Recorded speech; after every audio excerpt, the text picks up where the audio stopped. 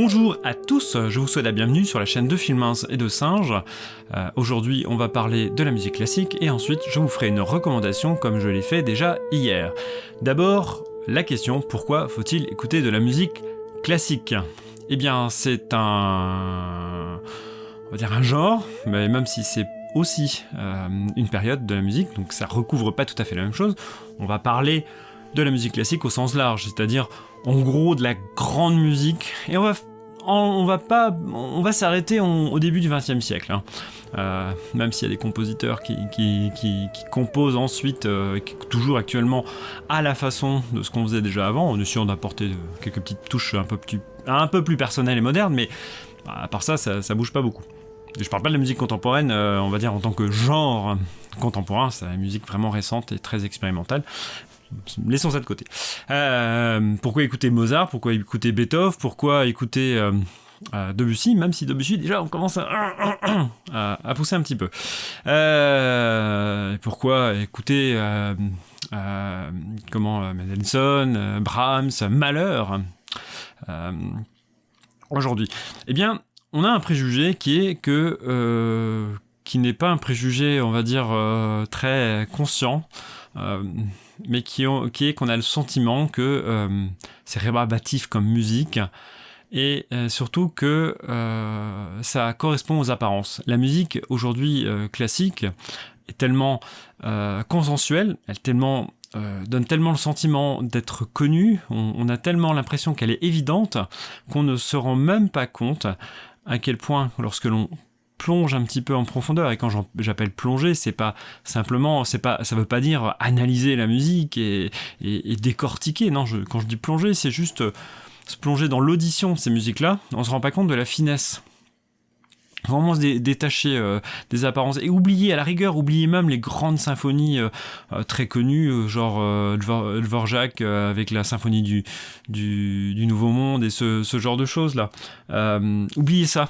Hein, c'est très bien, il n'y a pas de problème, mais oubliez-les parce que vous n'arrivez pas à plonger, il y a autant là-dedans. Écoutez Beethoven, écoutez la sonate opus 111, écoutez toutes ces œuvres dans le style tardif, enfin toute la dernière période de ces compositions, les derniers opus.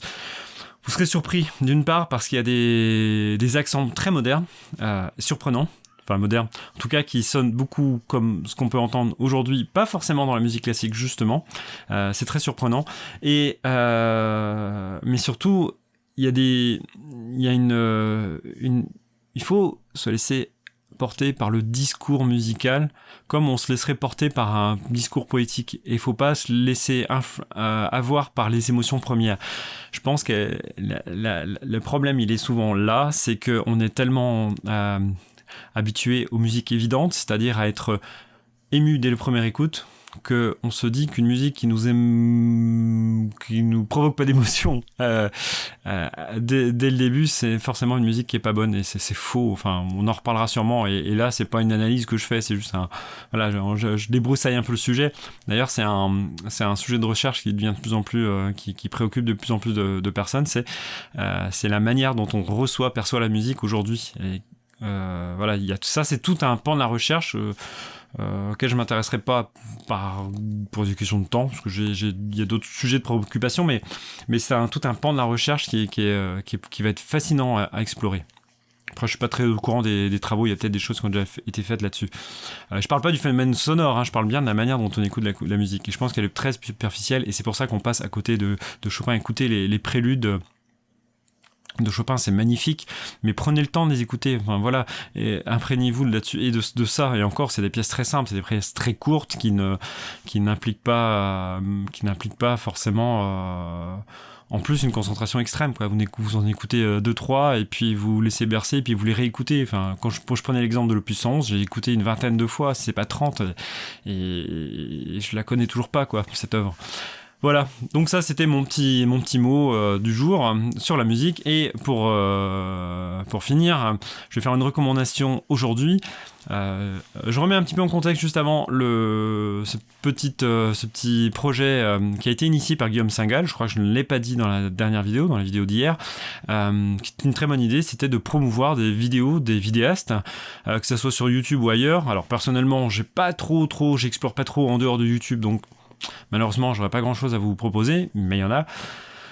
Voilà, de promouvoir des personnes qui ont moins d'abonnés que nous. C'est pour ça que je parlais d'abonnés hier, mais en même temps, voilà, la question des abonnés, elle est toute relative. Ce qu'on disait hier, je vais pas revenir là-dessus.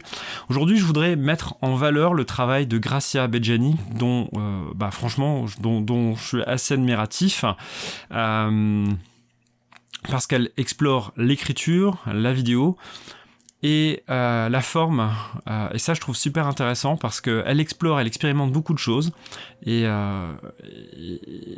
beaucoup de voix, et elle interroge à la fois l'acte d'écrire et l'acte d'écrire sur YouTube. C'est-à-dire que je pense qu'elle a conscience ou pas, enfin il y a une conscience, voilà, je sais pas si c'est elle qui a conscience de ça, mais je pense qu'il y a une conscience dans ses textes, dans ses écrits, qu'il se passe quelque chose et qu'il y a un territoire à explorer. Alors, c'est pas neuf, puisque voilà, on est quand même un certain nombre, enfin moins que les autres, parce que je suis plus du côté musical, mais il y a un certain nombre de vidéastes qui ont bien compris qu'il se passe des choses, et elle explore vraiment, enfin, je vais pas dire explicitement, mais on retrouve vraiment cette interrogation sur l'écriture, l'acte d'écrire, et sur la forme de l'écriture sur YouTube. Donc je vous recommande, je vais pas en dire plus, que je vais finir par dire des conneries, parce que je suis vraiment pas vraiment une référence et une sommité en littérature, donc les conneries je les dis rapidement. Par contre, la seule chose que je peux vous recommander, c'est d'aller à la fois voir sa chaîne, si vous ne la connaissez pas déjà. Après j'en doute, si vous êtes là, c'est très probablement que vous la connaissez déjà. Mais si c'est pas le cas, allez-y, abonnez-vous, pas pour lui faire plaisir, mais abonnez-vous parce que ce qu'elle fait est vraiment, vraiment bien, et je pense que c'est important à soutenir, et puis voilà quoi. On se dit à demain pour la presque dernière, alors demain c'est le dernier numéro, on va dire normal, et puis après ce sera le bilan, mais on y reviendra. À bientôt, à demain.